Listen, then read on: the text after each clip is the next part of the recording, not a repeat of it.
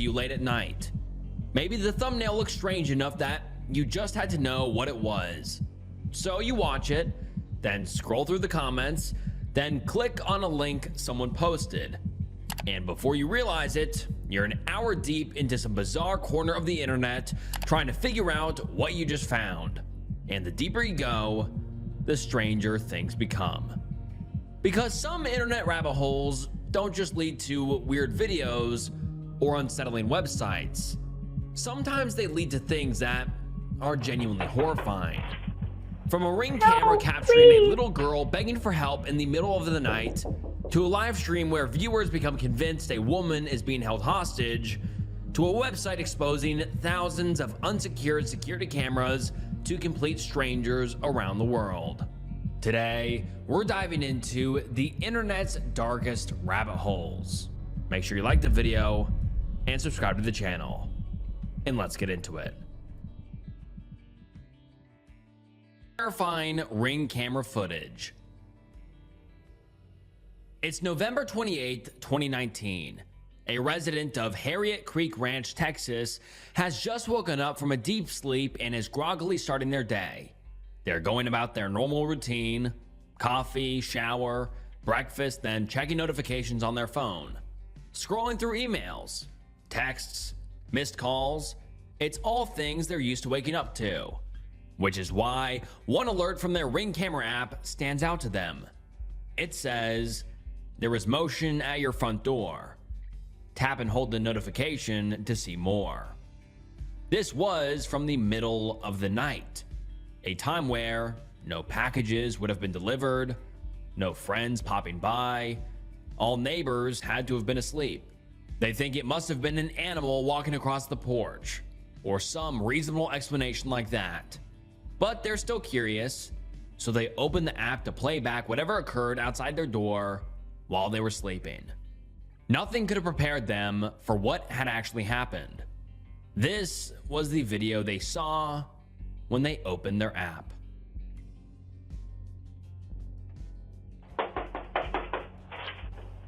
Help, please.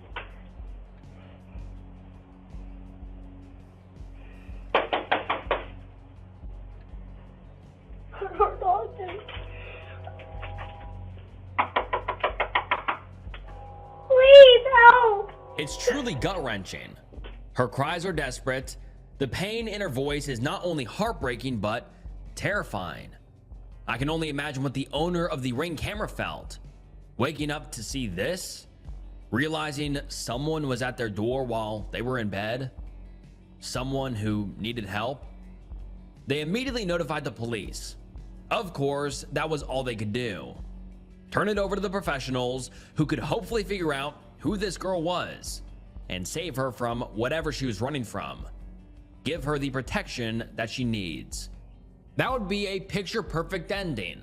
But with footage like that, which feels like it's straight out of a horror movie, things aren't going to be wrapped up with a neat little bow. The cops never really do figure out who this girl is, or if they do, they don't tell us. The only lead that I could see is people connecting her to a missing child case in South Dakota, a girl named Serenity Denard.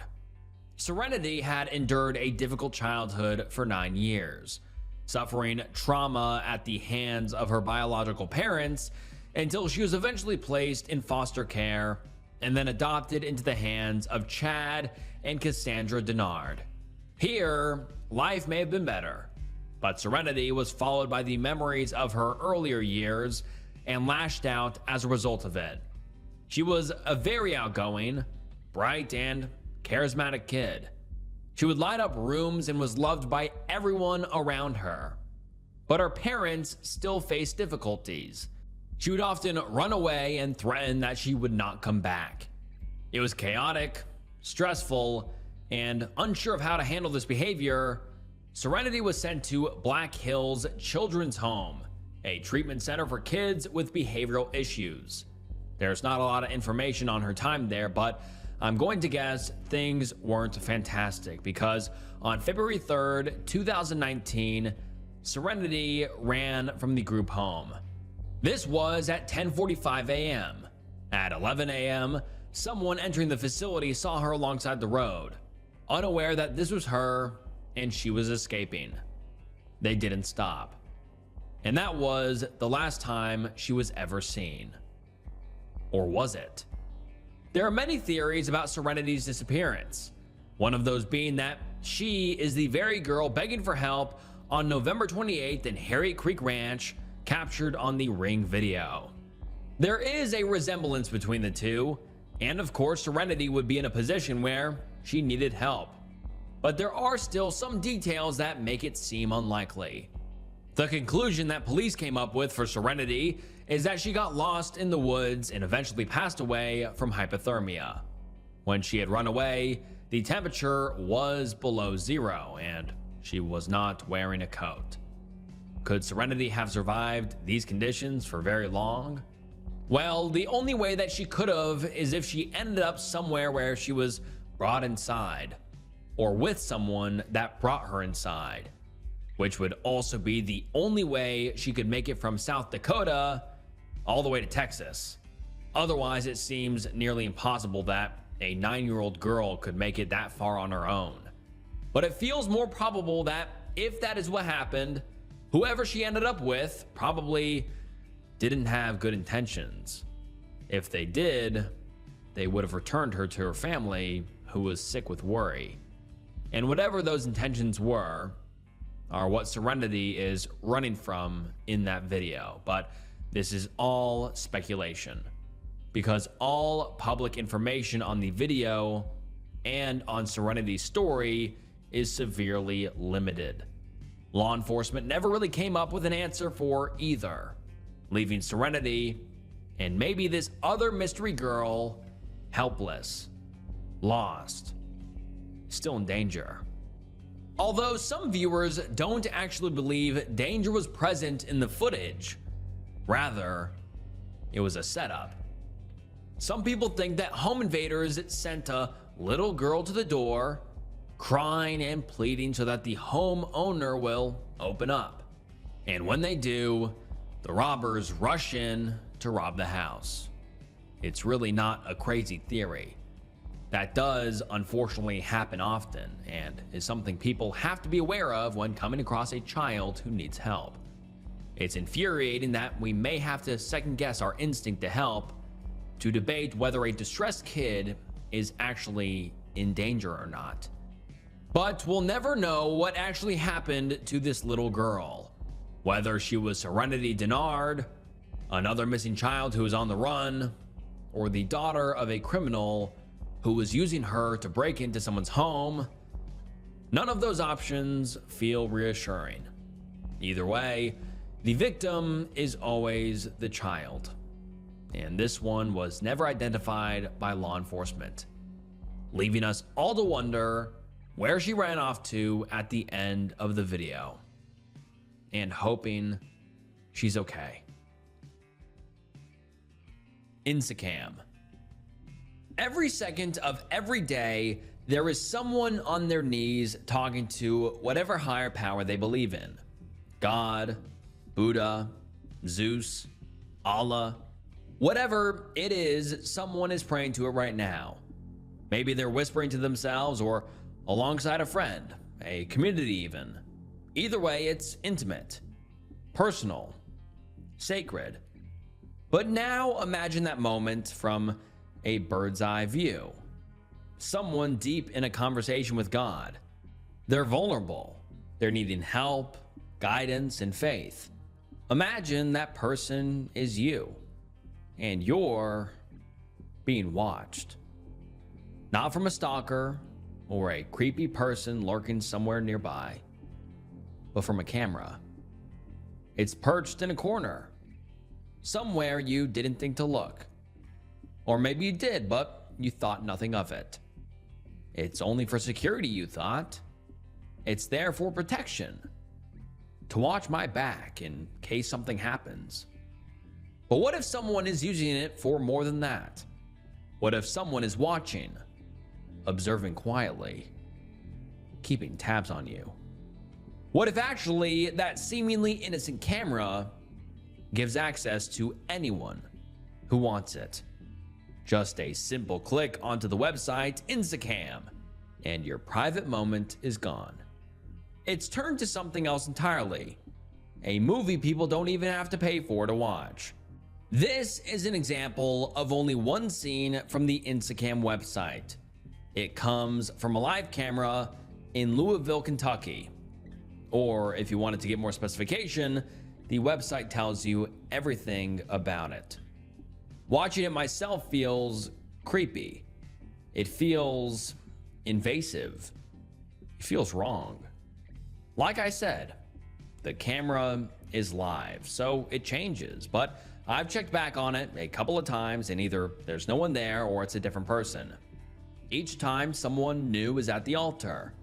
They're often there for a while, taking their time with prayer, and all the while, I am, or some other random person, is silently watching them from across the country. It feels gross. I can only watch for so long before exiting the page and finding something normal to watch. Something that doesn't feel illegal. But while it may feel that way, Instacam is perfectly legal. On the FAQ section, there's the question of this being a product of hackers. Instacam says, these cameras are not hacked. All cameras listed on the site do not have any password protection. They also clarify that anyone who wants their camera removed can do so, but with some stipulations. If you want to leave your surveillance camera public accessible but want to remove it from this site, send the URL of your camera to email from contact section, but remember that your camera still will be available to all internet users that use surveillance camera search software and sites like another website. The only solution to make your camera private is to set up a password. And that's where the loophole of all this comes in. They aren't breaking any rules. Everything on the website is from public cameras. So a lot of that does mean cameras that record and monitor things that are public activity, like for security purposes inside of a business or office, or to watch traffic at a busy intersection. There's many of these floating around, but dispersed in between these usually boring live streams, there's one or two that don't feel so public. Some are right outside someone's home, watching their driveway, like this one.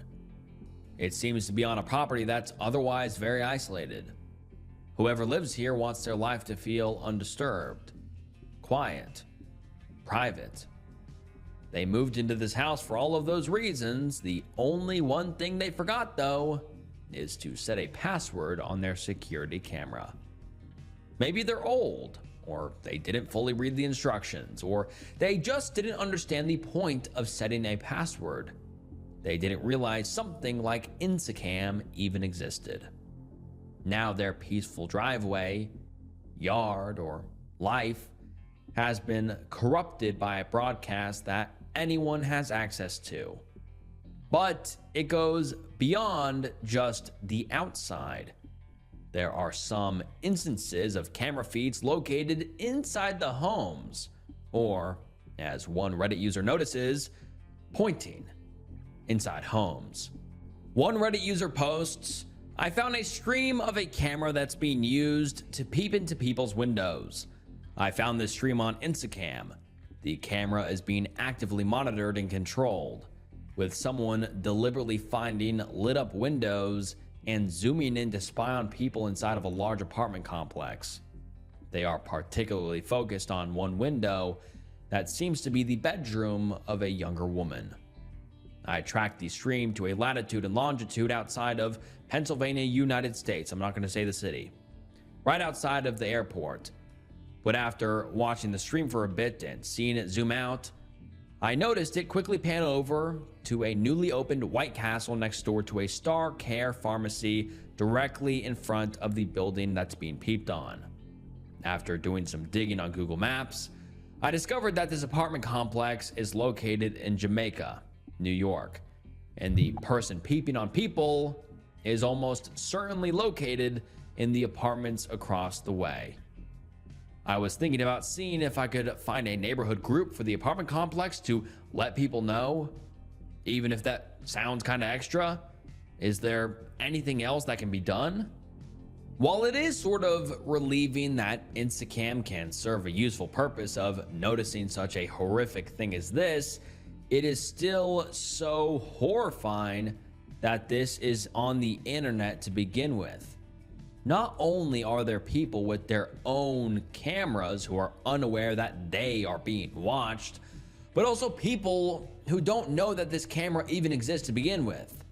For this one in particular, no one really comes up with an exact answer on who's behind it or how to stop it. One commenter links what they think is the stream that OP is referring to, which I'll mention is now unavailable. Thank God. Hopefully that means it was taken down. But under that comment is someone that pretty much sums up how terrifying it really is. They say, if this is the one OP is talking about, and it does seem likely, then the person controlling it literally could be anyone. If you click the stream directly, it takes you to the camera's direct link and includes live controls for anyone to use. So honestly, it seems like Instacam points to a much larger issue outside of its already creepy nature. It's a host to thousands of unsecure cameras, protected by nothing. These views into our everyday lives are available to whoever wants it. It may even be considered lucky to see ourselves on Instacam, so that way we're aware we're being watched. But it's a huge site. There's over 2,000 live feeds on there at one point, and even with the ability to search by location, it feels impossible to scour through everything. And it updates every day. Every day, there's a new shot of someone else's life. Small details that feel so vulnerable. Moments that we hold close to our chest. Things we wouldn't dare share with even our closest friends. All out in the open, on full display, public for anyone's viewing pleasure. It's disturbing and feels distressing to even think about. But because all of it remains legal, not much is going to change anytime soon. So, at the very least, if you have a camera inside or outside your house, now is probably a good time to make sure it has a password. Yvette's bridal. One of the most stressful parts of getting married is finding the perfect dress. It's something brides will spend weeks and lots of money on in order to find a perfect match. The process is long, tedious, exhausting, but of course, still exciting. And for newly engaged couples in Panama City, Florida, the journey for the right dress may take a quick detour if they come across one specific bridal shop that stands out from all the rest, like a sore thumb. It's impossible to miss when in eyesight. Mixed in with all of the cute and fancy shops, this one is different. It's out there, and it's hard to tell if it's a good or bad thing. Welcome to Yvette's Bridal. They are open until 6 p.m., and more importantly, they are here to serve you, as their website makes very clear. Well, as clear as it can make it. Because any sane person's reaction to their website is immediate sensory overload. It's like looking at a child's 20 different art projects all mixed into one big presentation for the whole school to see. While confusing and jarring, most of the first page is relatively normal, or at the very least, related to weddings, dresses, and things like that. It states details like, Yvette's has many prom gowns to choose from and lots of shoes. Come see us. Tuxedo rentals starting at $65. Yvette's has plus sizes. Click here. But mixed in with all of that are other sections that either seem random, cryptic, or straight up creepy. Many of them are also a link. The first page alone has 15 to 20 links that lead to other pages where things really start to spiral into absurdity. The first one that really sticks out to me is the one that says psychological thriller. Please click here. Immediately, I am greeted by a drawing underneath the heading that says Gothic Horror, which couldn't be a better fitting title for this picture. It's a sketch, seemingly done in pencil, of a character with crazy hair, whose mouth is wide open as if they are screaming. They look terrified, insane, like a demon is coming after them. It's definitely not the creepiest thing I've ever seen, but in the context that I'm on a bridal shower website, it is pretty off-putting. But that picture is just the beginning. This section of the website looks to be a pitch or summary or advertising of some sort of a book called The Flaming Page. But before it gets to the details of that, the creator behind all of this has a couple mysterious paragraphs that ramble on to a point I'm not sure anyone can make sense of, but there's themes of space, aliens, and something called V8. The author writes, Salem witch trials. All they would tell us is that certain classified documents in the possession of a well-known psychiatric institution, which we will not name here, indicate that the site in question is part of a sociological experiment aimed at probing the truth about human nature, the truth about what is being done to humans on planet Earth, and the truth about government and corporate involvement therein. I write in agony, my sorrows fall like tears upon the page. V8 is everywhere. They are here. They move among us. The person you are sitting next to at this very moment could be one of them in disguise. Trust no one, V8. Over the coming days, weeks, months, years, decades, centuries, millennia, and beyond, there shall be vast additions to what you uncover, discover, plunder, infiltrate, and expose here.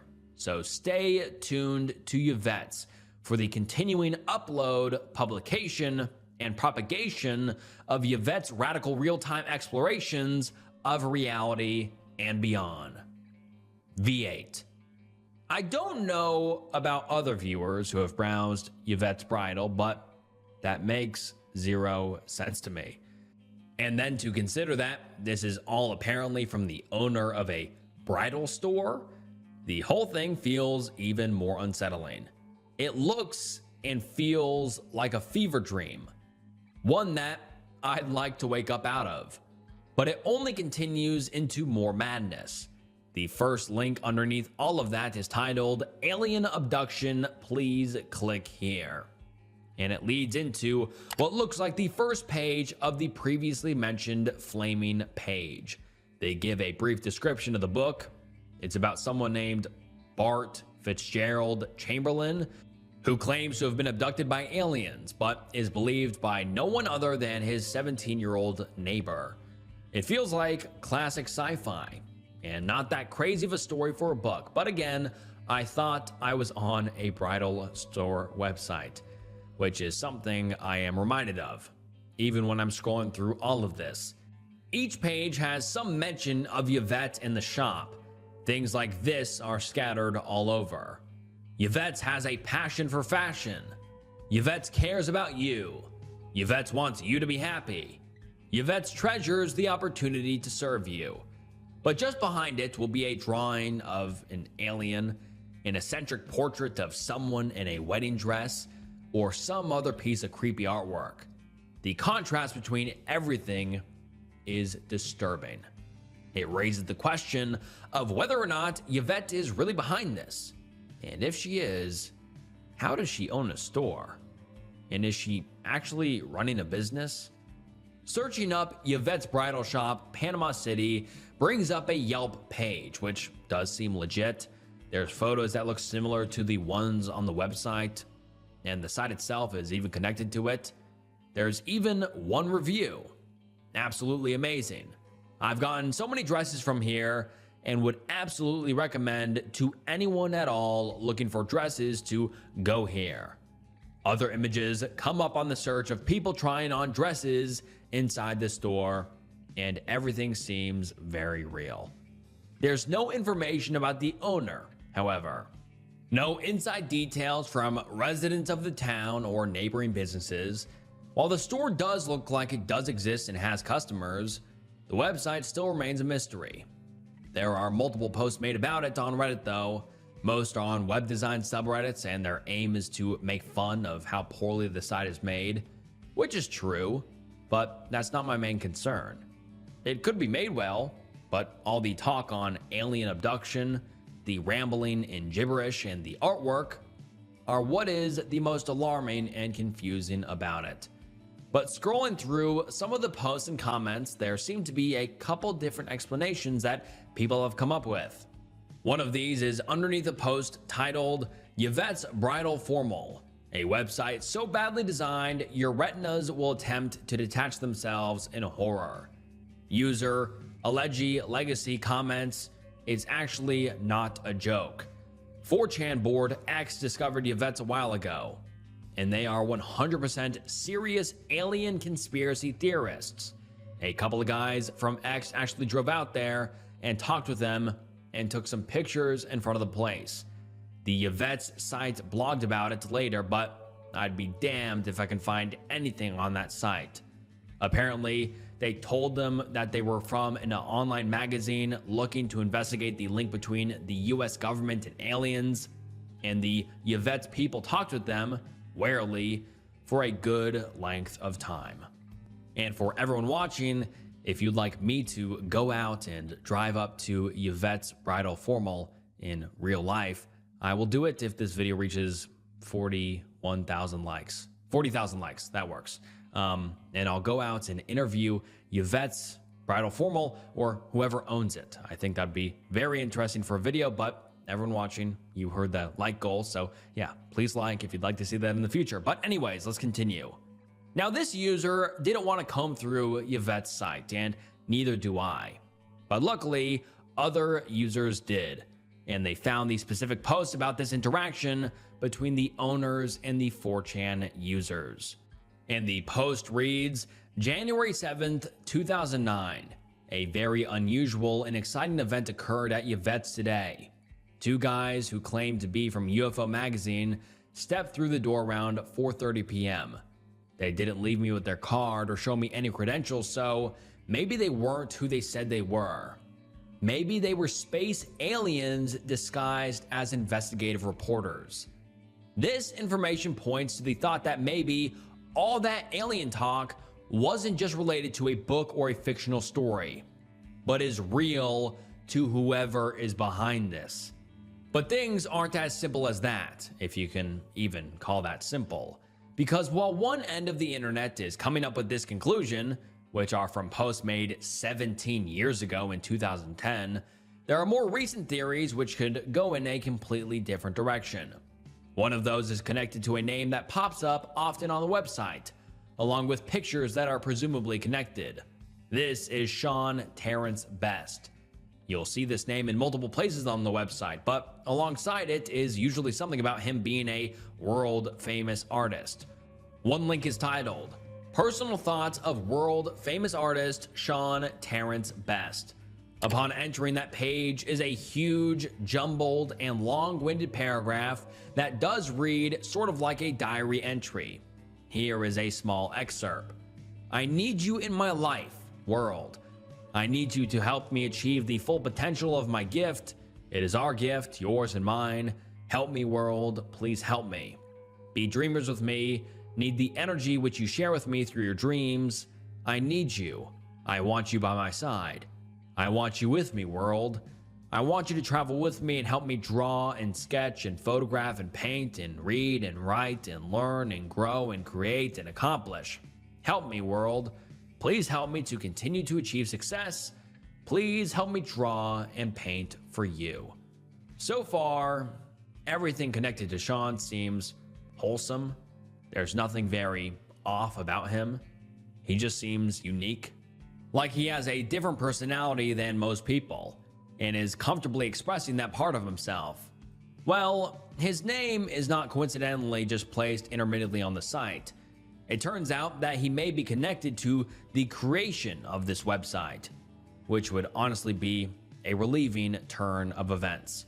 Some people say that he is related to the owners of Yvette's and they just let him do his thing with the website. While it's also been said that he was a local artist who was just commissioned to make the business a website, and he decided to turn it into more of an art project. The latter comes from another YouTuber, Atrocity Guide, who made a video on this rabbit hole, and they actually emailed with Sean himself, so that looks like the most believable explanation out of those two.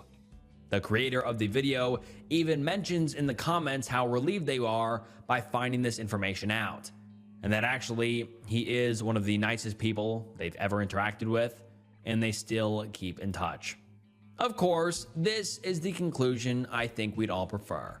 Yvette's bridal shop can be shocking at first glance, but then it becomes eerie and straight up creepy, like exploring an abandoned building with ominous music playing in the background.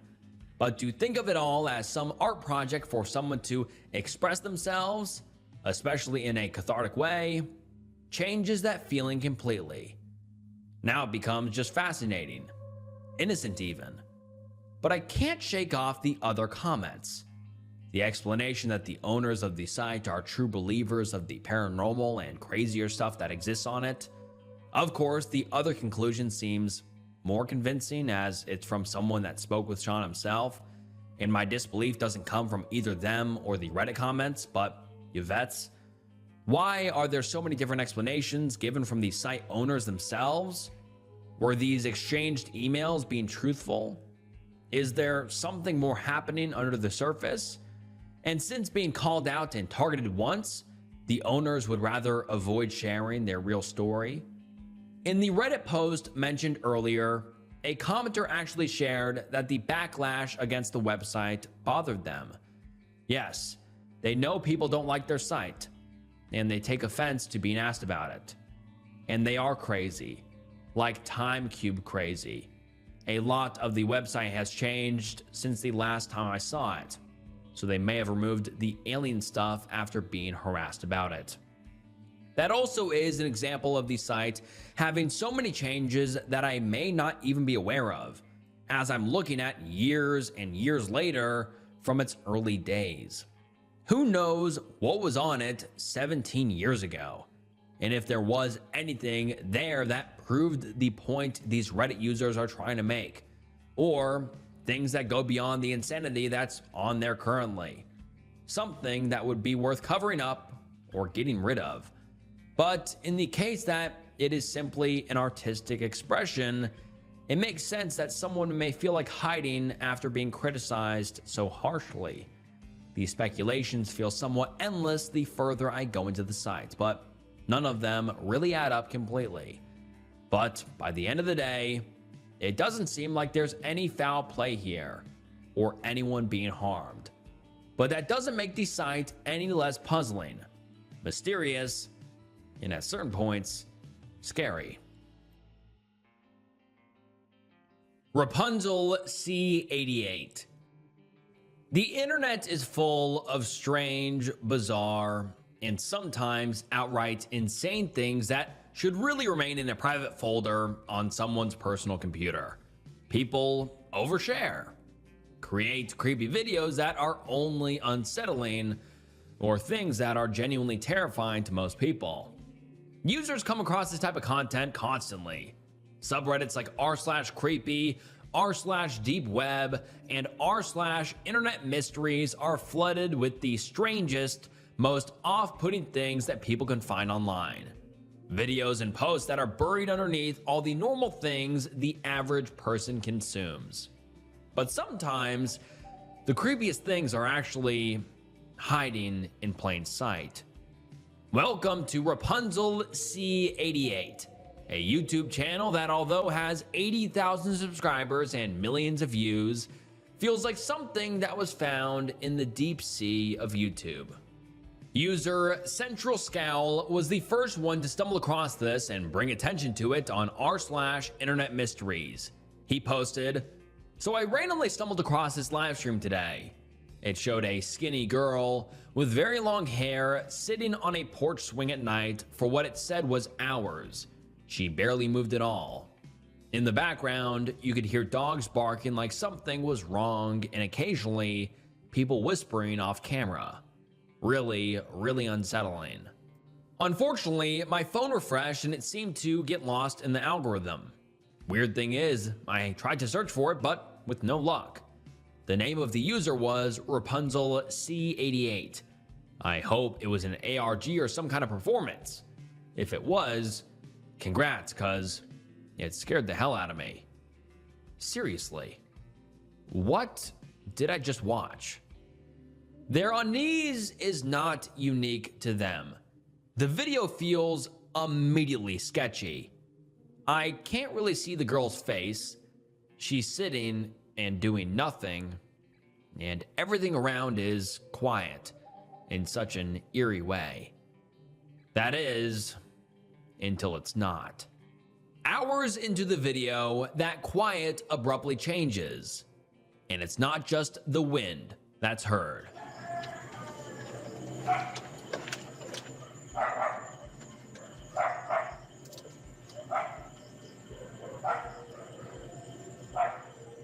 That's just the first of the off-putting sounds that are heard in the distance.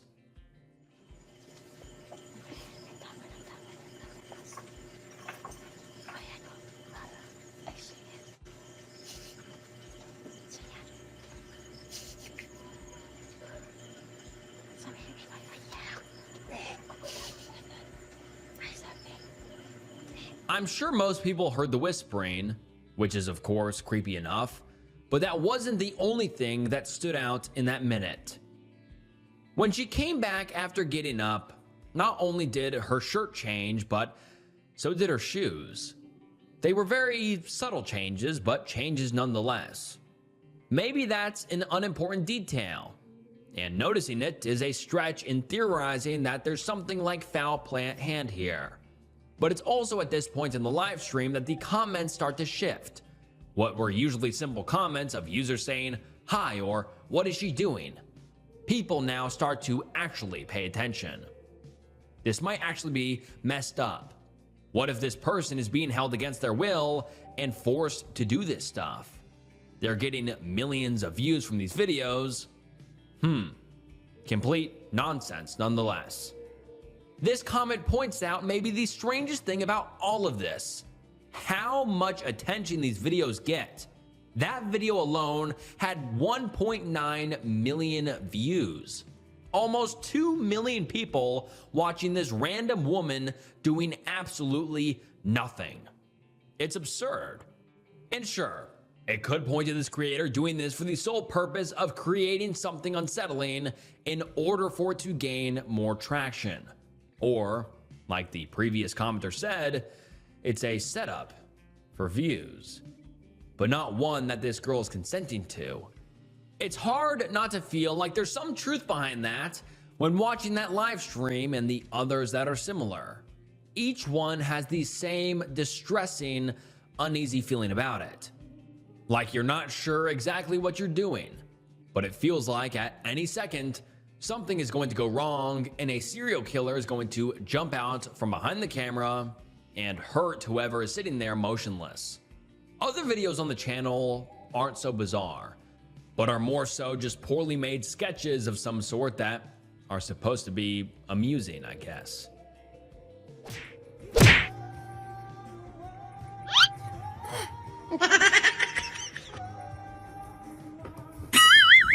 Oh, no.